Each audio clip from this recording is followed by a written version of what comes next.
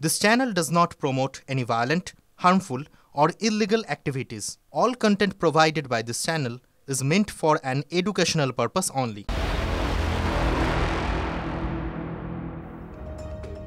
অন্যান্য খবরের দিকেও নজর রাখতেই হচ্ছে। আচ্ছা, আমাদের জেলে মানে আমাদের রাজ্যের জেলে বাংলাদেশি জঙ্গিরা কি জামাই আদর পাচ্ছে? না, আমরা এই কথা বলছি না। বেঙ্গল এসটিএফ এই প্রশ্নটা তুলে দিয়েছে। বহরমপুর জেলে বন্দী জেএমবি জঙ্গি তারিকুলকে হেফাজতে নিয়েছে বেঙ্গল এসটিএফ। জেলে বসেই জঙ্গিদের স্লিপার সেল চালানোর অভিযোগ। জেলে কি এতটাই ঢিলেঢালা অবস্থা? উঠছে প্রশ্ন। বলতে গেলে জেহাদিদের বাংলা একটা মরুদ্যান হয়ে যাচ্ছে, জঙ্গিদেরই তো জায়গা হয়ে গেছে। নদিয়ার নবদ্বীপে দাঁড়িয়ে রাজ্য সরকারকে নিশানা প্রাক্তন সাংসদ অধুনা বিজেপি নেতা অর্জুন সিং এর।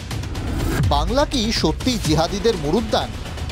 জঙ্গি অস্ত্র এগুলো নিয়ে অর্জুনদার যে গভীরতা, যে জ্ঞান, যে অভিজ্ঞতা, সেই বিষয়ে আমি এই ব্যাপারে মন্তব্য করলে মনে হবে যেন একটা বিশেষজ্ঞের মন্তব্যকে আমি কন্ট্রাডিক্ট করছি। বিজেপিতে থাকলে কিছু বলতে হয়, কিছু বানিয়ে বলতে হয়, অতিরঞ্জিত করতে হয়, সেটা উনি করে দেন। এই ধরনের অভিযোগ বারবারই অস্বীকার করেছে রাজ্যের শাসক দল, কিন্তু সোমবার রাজ্য প্রশাসনকে বিড়ম্বনায় ফেলে দিল বেঙ্গল এসটিএফ। বহরমপুর জেলে বন্দী তারিকুল ইসলামকে হেফাজতে নিল বেঙ্গল এসটিএফ। তারিকুল জেএমবি জঙ্গি, খাগড়াগড় বিস্ফোরণে অভিযুক্ত। অসম এসটিএফও তারিকুলকে নিজেদের হেফাজতে নিতে মরিয়া, যদিও বহরমপুর আদালত আপাতত পশ্চিমবঙ্গে স্পেশাল টাস্কফোর্সের আবেদনই মঞ্জুর করেছে। প্রশ্ন হলো, একজন জেলবন্দিকে হঠাৎ হেফাজতে নেওয়ার প্রয়োজন পড়ল কেন? অভিযোগ, জেলে থাকলেও সক্রিয়তা কমেনি তারিকুলের। জেলে বসেই জঙ্গিদের স্লিপার সেল চালাতো তারিকুল।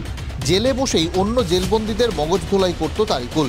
সদ্য ধৃত মুস্তাকিম, সাজিবুল, আব্বাস, মিনারুলের সঙ্গে তারিকুলের যোগ মিলেছে।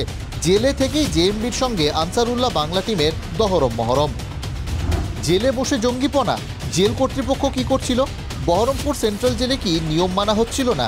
জেল কি তারিকুলের সব পেয়েছির আসর হয়ে উঠেছিল? এই সন্দেহই কি করছে বেঙ্গল এসটিএফও? রবিবার বিস্ফোরক অভিযোগ করেছিলেন বিরোধী দলনেতা শুভেন্দু অধিকারী।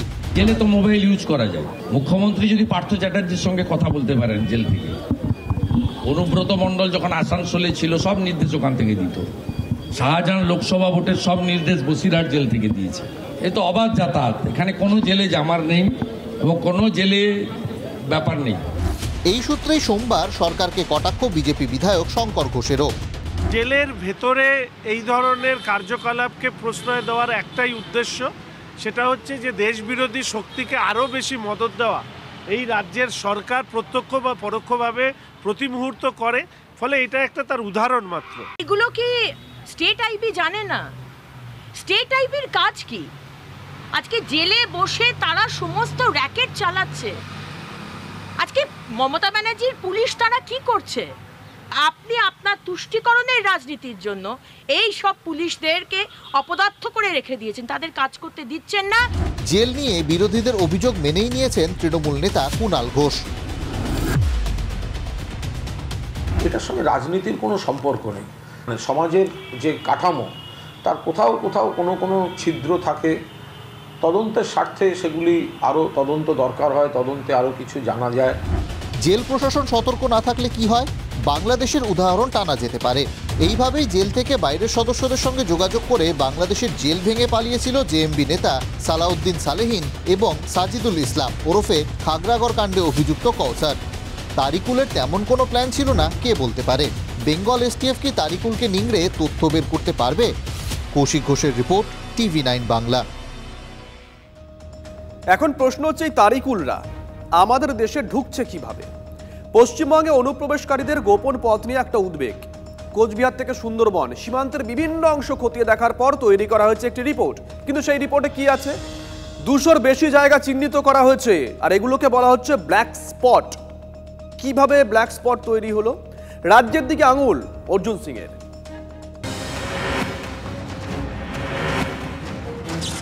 রাজ্য থেকে রাজধানী ধরা পড়ছে একের পর এক অনুপ্রবেশকারী। শনিবারই কলকাতায় গ্রেপ্তার করা হয় এক বাংলাদেশি মহিলাকে।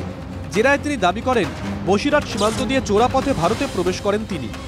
সেই অনুপ্রবেশ রুখতে বিএসএফের নজরে সীমান্তের গোপন পথ। বিএসএফ সূত্রের দাবি, দক্ষিণবঙ্গ ফ্রন্টিয়ারের অন্তর্গত সীমান্তে 135টি জায়গা, উত্তরবঙ্গ ফ্রন্টিয়ারের অন্তর্গত সীমান্তে 75টি জায়গা, কোচবিহারের সীমান্তে 8 থেকে 10টি জায়গা চিহ্নিত। এগুলোকেই ব্ল্যাক স্পট হিসেবে দাবি করা হচ্ছে। অতীতে গরু পাচারের জন্য ব্যবহার করা হতো এই ব্ল্যাক স্পটগুলো, এখন সেই জায়গাগুলো অনুপ্রবেশকারীরা হাতিয়ার করছে। সূত্রের দাবি, কোচবিহার থেকে সুন্দরবন পর্যন্ত পশ্চিমবঙ্গে বাংলাদেশ সীমান্ত রয়েছে 2217 কিলোমিটার, যার মধ্যে দক্ষিণবঙ্গ ফ্রন্টিয়ারের অধীনস্থ স্থল সীমান্ত রয়েছে 913 কিলোমিটার ও জল সীমান্ত 364 কিলোমিটার। অন্যদিকে উত্তরবঙ্গ ফ্রন্টিয়ারের অধীনে স্থল সীমান্ত রয়েছে 939 কিলোমিটার। এছাড়াও গুয়াহাটি ফ্রন্টিয়ারের অধীনস্থ কোচবিহারে 177 কিলোমিটার সীমান্ত রয়েছে। ভারত বাংলাদেশ সীমান্তের ফাঁসি দেওয়া এলাকা, এটা বাংলাদেশ সীমান্ত। ঠিক এই কাঁটাতারের বেড়াটার ওপারের যে জায়গাটা দেখাচ্ছি, সেই এলাকাটা বাংলাদেশ, মাঝখানে মহানন্দা নদী অর্থাৎ রিভারাইন বর্ডার। এই এলাকায় বিস্তীর্ণ জায়গায় প্রায় 3.5 কিলোমিটার এলাকায় দীর্ঘদিন কোনো কাঁটাতার ছিল না। বিএসএফের পাহারা আছে বটে, কিন্তু এই শীতের রাতে ঘন কুয়াশার মাঝে অনুপ্রবেশের আশঙ্কা উড়িয়ে দিচ্ছেন না স্থানীয় বাসিন্দারা। বিএসএফের পূর্বাঞ্চলীয় কমান্ড সূত্রে খবর, এই জায়গাগুলোর একাংশতে ইতিমধ্যে বাড়তি বাহিনী মোতায়েন করা হয়েছে। বিশেষ নজরদারির আওতায় আনার সিদ্ধান্ত নেওয়া হয়েছে। हमारे लिए अनफेंस्ड बॉर्डर कोई प्रॉब्लम नहीं दे रहा है, क्योंकि बीएसएफ की जो स्ट्रेंथ है वो काफ़ी बड़े पैमाने पे यहाँ पे डिप्लॉयड है। प्लस जैसे मैंने पहले बताया कि जो हमारी टेक्नोलॉजी है वो आजकल इतना इवॉल्व कर गई है कि उससे भी हम लोग रिमोटली बहुत अच्छे से अपने अनफेंस्ड बॉर्डर्स को गार्ड कर सकते हैं। गवर्नमेंट ऑफ इंडिया की ये बहुत बड़ी प्रायोरिटी है और बड़ी स्पीड से फेंसिंग का काम चल रहा है। এই প্রেক্ষাপটে রাজ্য সরকারের বিরুদ্ধে কাঁটাতার দেওয়ার জন্য জমির ব্যবস্থা করতে গাফিলতির অভিযোগ তুলেছে বিজেপি। বিএসএফ এর যে দরকার আছে, মানে বর্ডারকে ফেন্সিং করা, এখানে পশ্চিমবাংলা মমতা ব্যানার্জি জমি দেন, এর কথা আছে 600 কিলোমিটারও উনি জায়গাটা দেন। এখন সীমান্ত রেখাটা পাহারা দিতে পারছে না, এখন বলছে ওটা রাজ্য সরকার জমি দেয়নি। তা তোমরা সীমান্ত রেখার সমস্যার সমাধান না করে 50 কিলোমিটার নিতে গেলে কেন? যখন সীমান্তে অনুপ্রবেশের আশঙ্কা বাড়ছে, তখন রাজনীতির ঊর্ধ্বে উঠে কেন্দ্র রাজ্য কি একজোট হয়ে কাজ করবে? উত্তর দেবের সময়। সায়ন্ত ভট্টাচার্যের রিপোর্ট, TV9 বাংলা।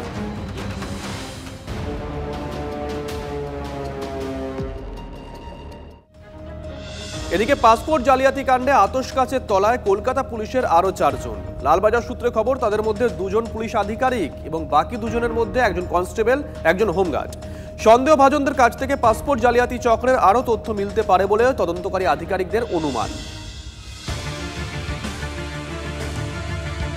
পাসপোর্ট জালিয়াতির চক্রের শিকড় খুঁজতে গিয়ে সর্ষের মধ্যেই ভূতের হদিশ মিলেছিল। এবার তাতে এক রোমহর্ষক তথ্য। পুলিশ সূত্রের খবর, পাসপোর্ট জালিয়াতি কাণ্ডে কলকাতা পুলিশের 4 কর্মীর ভূমিকা আতশকাচের তলায়। তালিকায় আছেন পুলিশের 2 আধিকারিক, একজন কনস্টেবল এবং 1 হোমগার্ড। 2 পুলিশ আধিকারিকের মধ্যে একজন থানার দায়িত্বে, অন্যজন সিকিউরিটি কন্ট্রোল অফিসে কর্মরত। লালবাজার সূত্রে খবর, সবাইকে আপাতত বর্তমান দায়িত্ব থেকে অব্যাহতি দেওয়া হয়েছে। সন্দেহভাজন পুলিশ আধিকারিকদের ভূমিকা খতিয়ে দেখছে বিশেষ তদন্তকারী দল। তদন্তকারীদের তরফে ইঙ্গিত, 4 জনের কাছ থেকে পাসপোর্ট জালিয়াতি চক্রের আরও সূত্রের হদিশ পাওয়া যেতে পারে। কেস ইনভেস্টিগেশন স্টেজেই আছে and based on evidence, based on investigation যা যা আমরা পাবো তার উপর অ্যাকশন হবে। যারা যারা ইনভলভ আছেন সবারই এগেইনস্ট অ্যাকশন হবে। বাংলাদেশে অস্থিরতার আবহেই ফাঁস হয় পাসপোর্ট জালিয়াতির চক্র। গ্রেফতার করা হয় এই চক্রের 3 মূর্তি, সমরেশ বিশ্বাস, মনোজ গুপ্ত ও ধীরেন ঘোষকে। এরপরে ধীরে ধীরে প্রকাশ্যে আসে পুলিশের একাংশের ভূমিকা। পাসপোর্ট তৈরি করতে হলে পুলিশ ভেরিফিকেশন গুরুত্বপূর্ণ একটা ধাপ। সেখানেই জালিয়াতি চক্র ডালপালা মেলেছিল বলে অভিযোগ। এরপর বিশেষ তদন্তকারী দল যত এগোচ্ছে, একে একে চাঞ্চল্যকর তথ্য সামনে আসছে। এদিকে পাসপোর্ট জালিয়াতির মামলায় পঞ্চশহর পোস্ট অফিসের অস্থায়ী কর্মী দীপক মণ্ডলের জামিন মঞ্জুর করেছে আদালত। সিজার মণ্ডল, সুশোভন ভট্টাচার্য ও সুপ্রিয় গুহ, রিপোর্ট, TV9 বাংলা।